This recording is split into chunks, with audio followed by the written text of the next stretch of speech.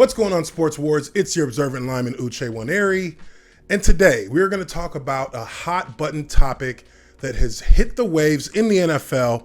Last week, the NFL's owners' meetings, which took place via video conference, brought up some new amendments that they wanted to add to the Rooney Rule. Now, for those of you who don't know what the Rooney Rule is, the Rooney Rule is a stipulation that's put in place by the NFL that requires teams to interview at least one ethnic minority for head coaching positions, as well as senior positions in the football operations department. Now, there isn't a quota that has to be met as far as hiring a head coach of an ethnic minority, but there is a quota that is required in terms of interviewing. So it's something like affirmative action, but not quite to the level that you saw in the government and how they enacted the affirmative action back in the 90s. But how this works in the NFL, we saw it kind of play out firsthand when the Cowboys were looking to hire a new head coach.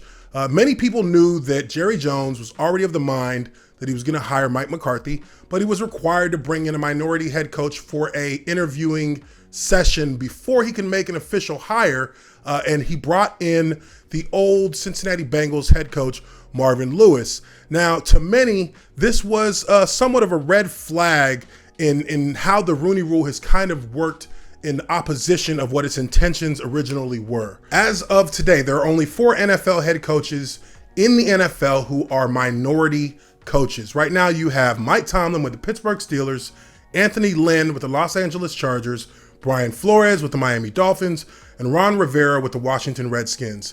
Now, 4 out of 32 head coaches being minorities, 3 out of 32 being black coaches. That is a low number, of course, it is. We all know that. But I think that those coaches have actually presented that they are completely competent in how they've handled their teams, the respect that they get from their teams, and the confidence that their GM and their owners have in the work they're doing in those particular franchises. But there have actually been amendments that have been proposed by the NFL in the last week for them to incentivize the hiring of minorities in positions as such as head coach, as well as senior positions in football operations, which has drawn a lot of criticism and a lot of controversy, mainly because you have a situation now where coaches are not going to be necessarily convinced that they were chosen for the specific skill sets that they bring to a franchise. And that can undermine the respect and the authority of that coach once they enter into that franchise, because one, as they come in, they're not sure if they're a hire that was intended specifically because of what they can bring to the table, or the fact that it would allow them, the franchise itself, to move up 6 to 10 spots in the 3rd round because they made that hire. And that, in and of itself, is a slap in the face of any person who's trying to be hired for a job, regardless of their race, regardless of their ethnicity. You look at a situation and you want to be hired on the merits of your skills and what you bring in value to the franchise, rather than that you're being, the team will be rewarded for bringing you on as a member of their staff. Louis Riddick is one of the voices that has come out to speak up against the incentivizing of minority hires for draft picks, mainly because of his experience that he had back in 2017 when he was actually interviewing for the general manager job with the New York Giants.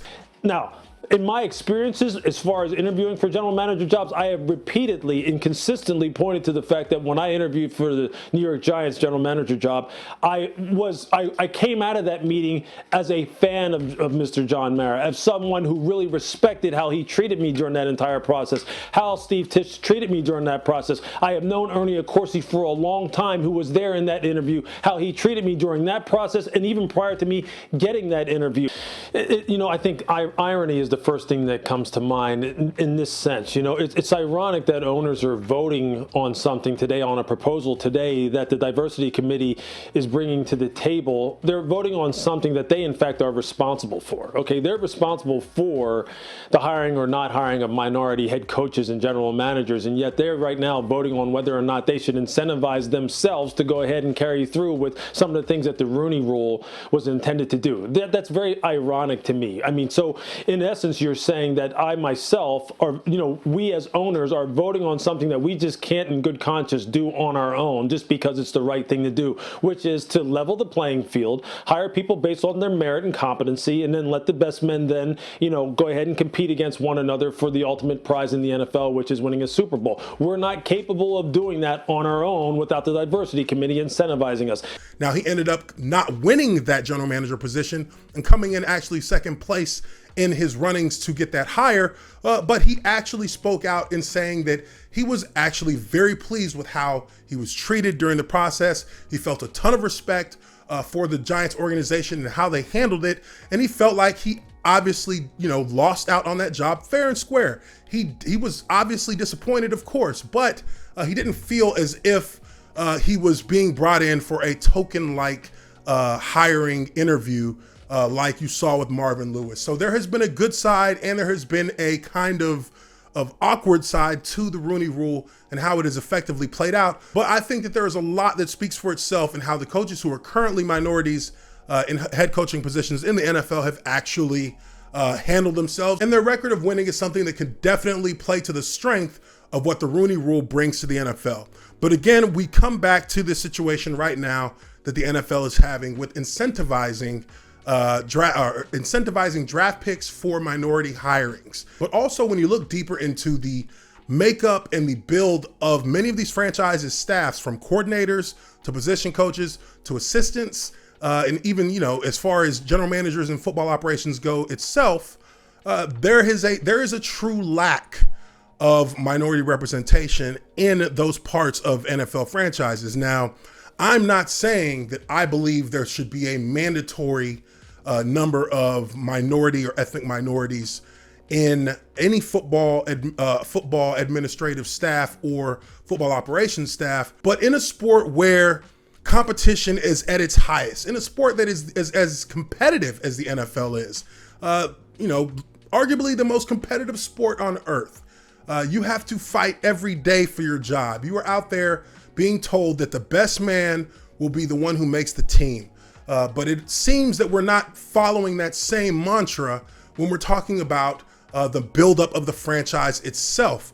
There are a lot of positions that we all know about in the NFL, whether you're a fan or whether you're a player. We all know that there are coordinators who aren't very good at calling plays.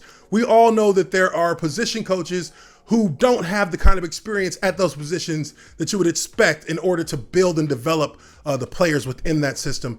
There are a lot of things that happen within these staffs and how they're put together that don't quite make sense when you translate over the mantra that is expected of the players and bring that over into the actual staffing and personnel that you're going to use to coach and build the franchise from the inside out. But let me know what you guys think. Leave your comments down below. Hit that like button and make sure you subscribe to Sports Wars. I'm your observant lineman, Uche Nwaneri, and I will catch you guys on the next one.